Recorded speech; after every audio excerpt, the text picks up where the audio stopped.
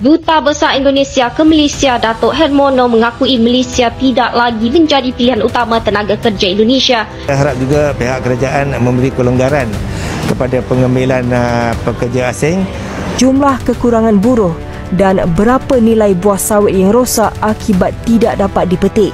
Pasca gelombang tenaga kerja Indonesia TKI meninggalkan Malaysia, negara tersebut kini menghadapi ancaman serius dalam sektor ekonominya. Ribuan pekerja asal Indonesia yang selama ini menjadi tulang punggung di berbagai sektor vital seperti konstruksi, perkebunan, dan layanan rumah tangga, perlahan namun pasti mulai meninggalkan negeri jiran itu. Ketiadaan tenaga kerja berpengalaman ini meninggalkan kekosongan yang sulit diisi. Upaya Malaysia untuk mendatangkan pekerja dari negara lain seperti Bangladesh dan Nepal belum membuahkan hasil maksimal. Perbedaan budaya, bahasa, serta etos kerja menciptakan tantangan besar dalam proses adaptasi dan produktivitas. Akibatnya, banyak proyek infrastruktur yang kini terbengkalai, hasil panen di sektor perkebunan menurun drastis, dan kebutuhan layanan rumah tangga pun tak lagi terpenuhi secara optimal. Kondisi ini mendorong lonjakan biaya operasional bagi pelaku usaha dan memperlambat pertumbuhan ekonomi secara keseluruhan. Malaysia kini harus menghadapi kenyataan bahwa ketergantungannya pada pekerja Indonesia telah menjadi titik lemah yang baru disadari ketika mereka mulai pergi. Kurangan tenaga kerja asing. Menteri Perusahaan Perladangan dan Komoditi Datuk Zuraida Kamarudin menjelaskan sehingga kini perladangan kelapa sawit mengalami kekurangan 28,940 pekerja sebagai penuai dan pemungut buah tandan segar BTS di ladang. Menurutnya, anggaran kerugian buah kelapa sawit yang tidak dapat dipetik kerana tiada tenaga buruh dalam tempoh 5 bulan mengambil kira purata harga BTS iaitu RM1,390 bagi 1 tan metrik bagi Januari hingga Mei. Beliau menjawab soalan Ahli Parlimen Kuala Kedah Dr. Azman bin Ismail yang meminta kerajaan menyatakan masalah tenaga buruh di industri sawit, jumlah kekurangan buruh dan berapa nilai buah sawit yang rosak akibat tidak dapat dipetik. Mengulas lanjut, Datuk Zuraida berkata, dianggarkan 57.880 tan buah tandan segar sehari tidak dapat dituai dengan mengambil kira purata produktiviti seorang pekerja sebanyak 2 tan. Melancarkan perniagaan kami.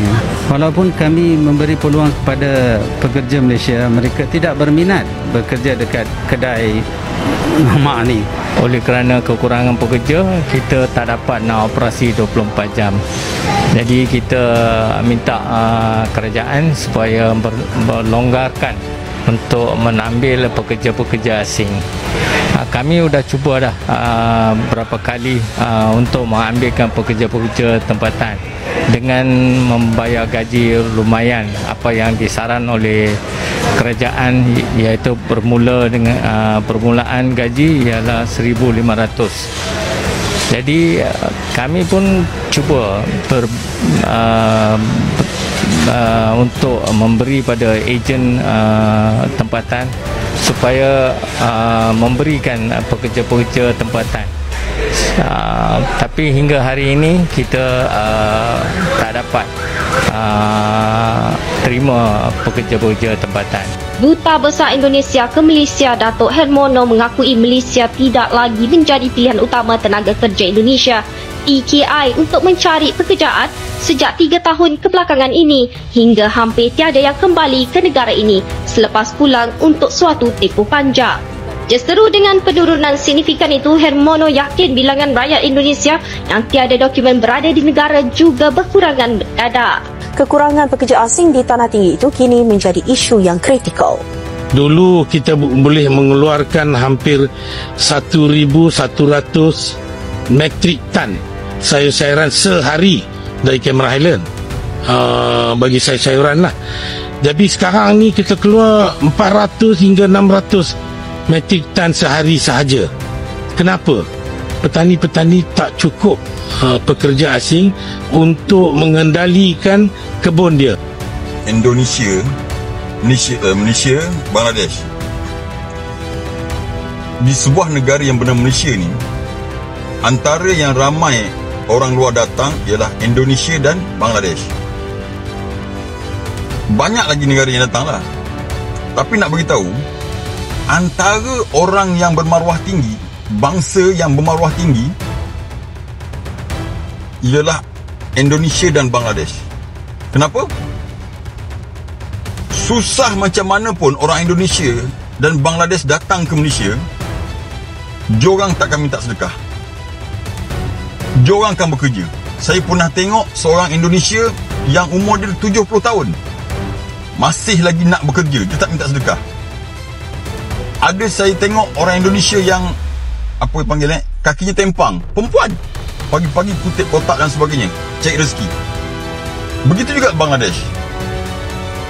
Tapi ada satu negara ni, bangsa ni, yang dekat Malaysia sampai tak nak cakap lah, nanti marah pula kan. Sampai kat Malaysia, tak nak kerja, minta sedekah. Tahulah kalau pergi kat pasar malam tu mesti tahunya. Kan, bawa budak seorang, sindiket dia tu, lepas tu minta sedekah. Kan? Padahal dekat pasar malam tu juga, orang Malaysia, baik tua, muda, lelaki, perempuan, bekerja, berniaga, dia minta sedekah. Dia lagi sihat daripada orang yang berniaga tu. Ada orang kat pasar malam tu yang OKU lagi, niaga, tapi orang luar tu minta sedekah. Tapi tak nak fokus pasal tu, nak fokus pasal Indonesia dengan Bangladesh.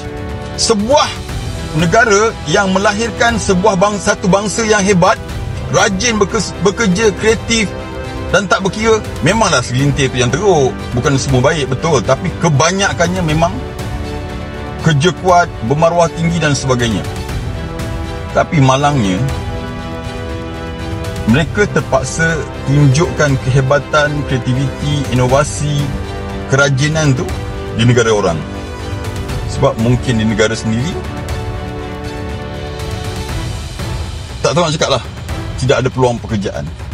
Kita tengok apa yang berlaku kat Bangladesh sekarang, runtuh, rakyat mengamuk, Perdana Menteri pun lagi. Kan? Indonesia tak berniat cakap sangat lah, kan? Tapi nak beritahu, negara-negara ni mempunyai aset yang sangat hebat, iaitu rakyat dan warga yang rajin bekerja dan bermaruah tinggi. Tapi mungkin malangnya pentadbiran, mungkin ada corruption dan sebagainya. So Malaysia, apa kaitan dengan Malaysia pula? Kena ambil pengajaran. Kalau kita tak kekang budaya rasuah, budaya salah guna kuasa, tak mustahil negara kita bakal menjadi macam Bangladesh, dan anak cucu kita esok mungkin terpaksa bekerja tempat orang lain, walaupun bangsa kita bangsa yang hebat. Sebagai pengajaran lah. Saya harap juga pihak kerajaan memberi kelonggaran kepada pengambilan pekerja asing, di mana setiap restoran itu tidak ada had bilangan pekerja yang perlu diambil. Dan berkenaan dengan masalah pekerja tadi, bos saya pun telah tutup 3 kedai di mana kerana kami mengalami kekurangan pekerja. Dan itulah masalah yang kita hadapi sekarang. Saya harap kerajaan akan mempercepatkan proses pengambilan pekerja asing, dan saya harap juga warga tempatan ambillah peluang ini bekerja di restoran.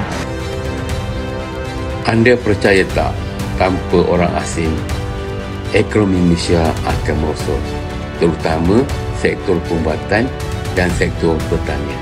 Ambil pekerja tempatan, tapi masalah di sini ialah kami tergolong dalam golongan 3D, di mana pekerja tempatan tidak minat untuk bekerja dengan kami. Assalamualaikum dan selamat sejahtera sahabat-sahabat kita.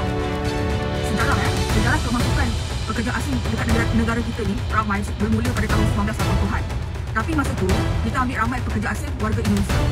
Masa kita ambil warga asing Indonesia, tak adalah seteruk ni kes-kes jenayah berlaku. Masa tu saya rasa hidup orang tempatan masih aman. Dengan orang Indonesia, dia punya budaya sama dengan kita, bercakap pun senang. Lepas tu ada sifat orang cakap tolong menolong. Orang Indonesia dulu pun banyak dekat topik tu, tapi tak pernah orang cakap topik tu dia yang punya. Dia masih lagi hormat orang kita yang tu, tak ada halau-halau. Situasi ini menjadi pengingat betapa pentingnya peran pekerja migran dalam menopang roda ekonomi sebuah negara. Ketergantungan yang tak diimbangi dengan kebijakan yang adil dan berkelanjutan bisa menjadi bumerang di kemudian hari. Bagaimana menurutmu? Apakah Malaysia mampu keluar dari krisis tenaga kerja ini? Tuliskan pendapatmu di kolom komentar dan bagikan pandanganmu tentang dampak kepergian TKI terhadap ekonomi Malaysia.